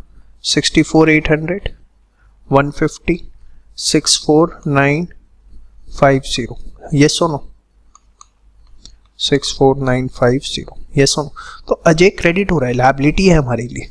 बट दो चीजें यहाँ पर, एक तो परचेज अकाउंट के नाम से और दूसरा आएगा हमारा फ्रेट अकाउंट के नाम से। परचेज अकाउंट के नाम से 64,800 और यहां पर आपका 150। टोटल कितना हो गया? 64,950, ठीक है। बैलेंस सीडी 64,950, बैलेंस आपको करना पड़ेगा उसे अप्रैल 30। समझ में आया? शो। सेम वे अब नेक्स्ट है हमारे पास बालाजी ट्रेडर्स। बनाइए अपने आप फटाफट, बालाजी ट्रेडर्स अकाउंट, अप्रैल 15, अप्रैल 15। एक आएगा परचेज अकाउंट, दूसरा आएगा फ्रेट अकाउंट। परचेज में 23,600 और उसमें 200, 23,600 और इसमें 200, टोटल हो गया 30,800, ठीक है। यहां पर हम क्या लिखेंगे? बैलेंस सीडी कितना बेटा? 30,800। गुड। अप्रैल 30। होपफुली समझ में आ रहा है सब। नेक्स्ट बनाओ फटाफट। तृप्ति इंडस्ट्रीज, तृप्ति इंडस्ट्रीज अकाउंट, क्रेडिट डेबिट। कब खरीदा बेटा इससे? अप्रैल 28, अप्रैल 28। परचेज अकाउंट और फ्रेट अकाउंट 30,600 और 100, तो टोटल कितना हो गया? 30,700। Balance CD 30,700। ये है अप्रैल 30, ठीक है। सॉरी, हाँ। अब देखिए इसके बाद क्या है आपका बनेगा परचेज अकाउंट। ये तो आपने परचेज करी, चलो ठीक है। Purchase account, debit credit. Total purchase हमारी कितनी है? 1,26,000 रुपए की। ठीक है, तो आप यहाँ लिख देंगे डेबिट में 30 अप्रैल फॉर परचेज बुक कितना? 1,26,000 रुपए। समझ में आया? क्योंकि हम एंट्री नहीं कर रहे, जर्नल की जगह हमने सब कुछ कहाँ लिया है? परचेज बुक में। तो आपको यहाँ इंडिविजुअल नाम लिखने की जरूरत नहीं है, फ्रॉम परचेज बुक 1,26,000 रुपये सीधे। ठीक है, और फिर अभी बैलेंस शीट आप निकाल दोगे उसका। 30 अप्रैल बैलेंस शीट कितना? 1,26,000। इसके बाद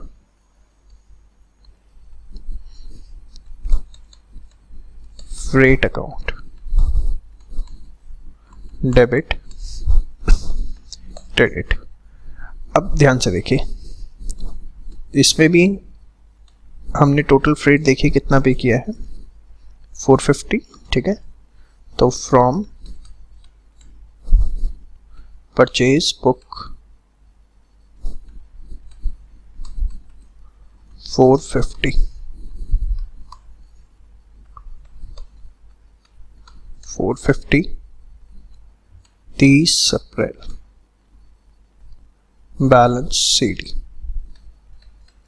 ठीक है, तो ये वैसे देखो परचेज बुक और freight purchase account freight account में निकालने की जरूरत नहीं है, बट फिर भी निकाल दिया तो कोई दिक्कत भी नहीं है। या तो हम सारे अकाउंट्स का ही बैलेंस शीट ही निकाल दें या फिर किसी का भी ना निकालें। ठीक है, अगर नहीं निकाल रहे बैलेंस शीट तो सब में एन एक्सट्रैक्ट लिख के छोड़ दें। तो छोड़िए वो बातें, तो अभी जैसे से खैर सफिशिएंट है। तो आपको समझ में आया कि परचेज बुक हमने बनानी सीख ली थी पहले ही, उससे हमें किस तरीके से लेजर पोस्टिंग सारी की सारी करनी है वो हो गया। तो ये था आपका परचेज बुक।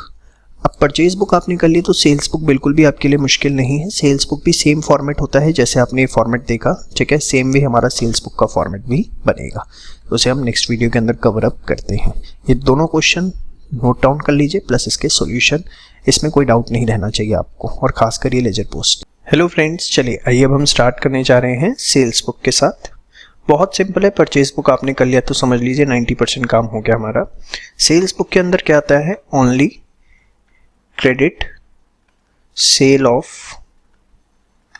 गुड्स, सिर्फ क्रेडिट सेल आएगी गुड्स की। Following are some transactions of messrs Kishore and sons as per their west book make out of their sales book. ठीक है, sold to messrs Gupta and credit, ये सब ट्रांजेक्शन है। तो पहले एक बार फॉर्मेट बना लेते हैं, एकदम परचेज बुक की तरह बनेगा। चलिए मैंने फॉर्मेट आप लोगों के लिए बना दिया है। ठीक है, date, particulars, details and amount. चलिए, sold to messrs Gupta and Verma on credit. ठीक है, 30 शर्ट्स 800 रुपये पर शर्ट, 20 ट्राउजर 1000 पर ट्राउजर। तो messrs Gupta and Verma, date भी गिवन है इसमें? नहीं गिवन, तो उसे खाली छोड़ देते हैं। मेजर्स गुप्ता एंड वर्मा, बनिया और पंजाबी में दोस्ती हो रखी है। 30 शर्ट्स 800 रुपये पर शर्ट के हिसाब से, 30 shirts at the rate of 800 पर शर्ट, 800 दिया 24,000। ठीक है, इसके बाद 20 trousers eight the rate of 1000 per trouser, 20 trousers eight the rate of 1000 per trouser, कितना हो गया? 20,000। टोटल कितना आ गया? 44,000। इसके बाद ट्रेड डिस्काउंट है 10%, less trade discount at the rate of 10%, 4400। तो 44,000 माइनस 4400, 39,600। इसको आप बेशक यहाँ पर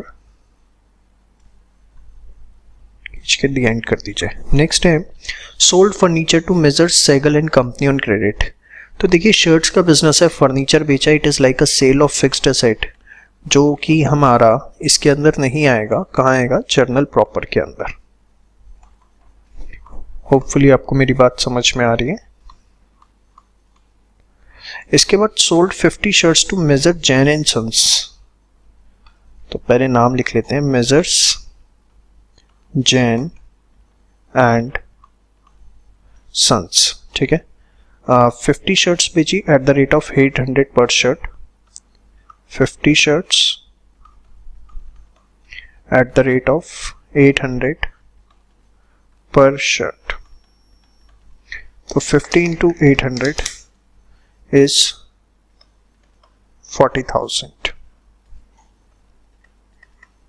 ठीक है। कोई ट्रेड डिस्काउंट वगैरह इस पे नहीं है। देयर आफ्टर बेटा sold 13 shirts to cheap stores. Cheap stores नाम भी क्या रखा है, चलिए cheap stores. 13 shirts at the rate of 750 each. ओहो, फॉर कैश लिखा हुआ है, देखो मैंने ध्यान नहीं दिया ना। ये कहाँ जाएगा? कैश बुक के अंदर। तो इसके अंदर तो ये आना ही नहीं था, ये चीप स्टोर ने चीप हरकत करवा दी। चलो भाई, फिर sold on credit measures Mathur and Jain. इसमें तो नहीं है, नहीं है, चलो कैश वैश। तो यहां मेजर्स माथुर एंड जैन, ठीक है। 100 shirts at the rate of 750 पर shirt. 100 shirts at the rate of 750 पर शर्ट। तो ये आपका हो गया 750, 75,000 रुपये। फिर 10 over quotes eight the rate of 5,000 over को। 10 over quotes eight the rate of 5,000 ही था ना, 5,000 पर ओवर कोट। तो ये हो गया आपका कितना? 50,000। तो ये आपका आ गया, सॉरी ट्रेड डिस्काउंट भी है इसमें हमारा। तो 1,25,000 माइनस ट्रेड डिस्काउंट